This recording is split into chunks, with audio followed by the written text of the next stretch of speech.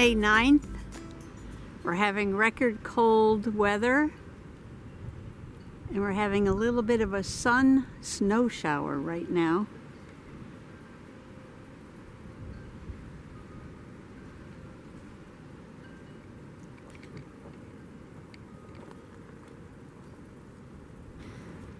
Ice on the bird bath.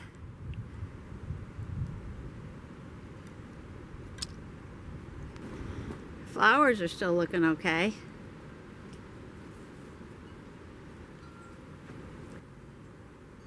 I got those plants tucked in behind the porch to protect them a little bit. Plan on planting those for Mother's Day. So today was quite a day. I ran outside this morning to get a picture of the snow falling on the petunias. We were having a snow shower. And I found the symbol for snow, and I found a symbol for shower.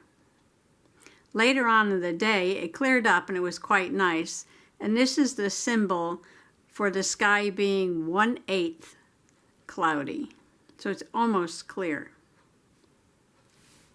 And then I talk about how I was planting bushes to feather the ecotone. I talk a lot about the ecotone. That's the transitional area between two different ecosystems, say the woods and a lawn. And when you feather the ecotone, that means you plant bushes and shrubs and maybe some tall perennials or annuals, so you don't go straight from the woods to the lawn. It's kind of a transition between. And it's something that really attracts the birds and the bugs. And why do you want to attract bugs? Because without bugs, there are no baby birds. So this is a project that I'm working on. I'm feathering the edges of my ecotone. So we have the woods behind us, and then we have the lawn over here. So in the area between the woods and the lawn, I'm planting some shrubs and bushes for the birds. And we have a rhododendron,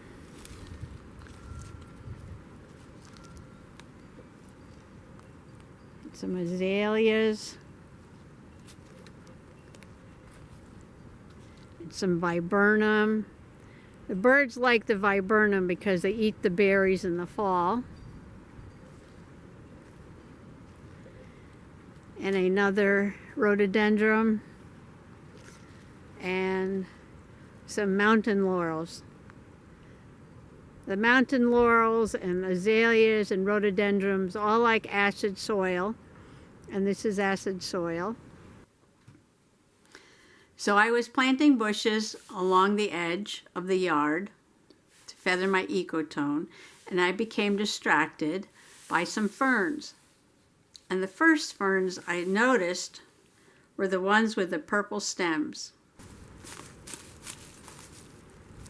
And look what I noticed in this area when we're out here planting our shrubs and bushes to feather the edge of our ecotone.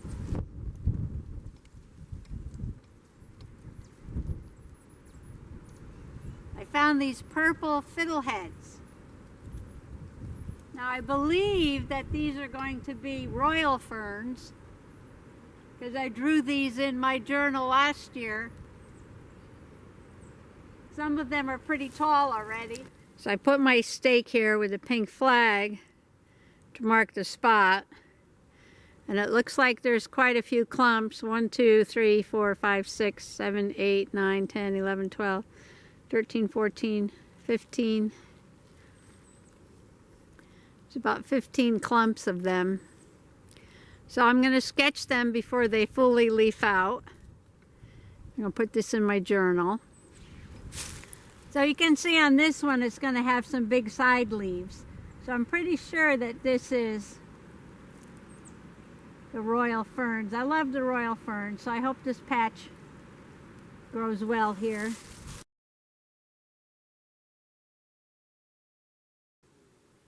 And then I walked out to the clearing and I saw these tall, fuzzy green ones. I'm back by the clearing. I stopped because don't these fiddleheads look wonderful? They're so tall. And they're still very fuzzy. And they still got quite a fiddlehead on them. And on the other side of the clearing, I went to check on my sensitive ferns.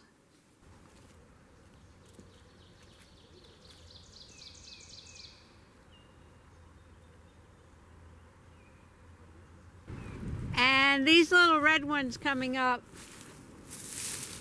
these are the sensitive ferns, because here's last year's fertile fronds. So we have green fiddleheads and purple fiddleheads and red fiddleheads all coming up.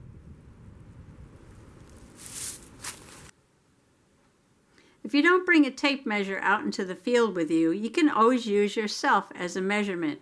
I stood next to the tall, fuzzy green ferns and noted that they were above my knees. The ferns with the purple rachis were also very tall, but they were very slender and smooth. And you can see how tall it is already. It's above my knee. There's quite a difference between these two different ferns. These were so fuzzy and thick, and the royal ferns had such a smooth purple stem. So today I was knee-high in several different kinds of ferns. And for me, that's a great day nature journaling. Thanks for coming along today. Bye-bye.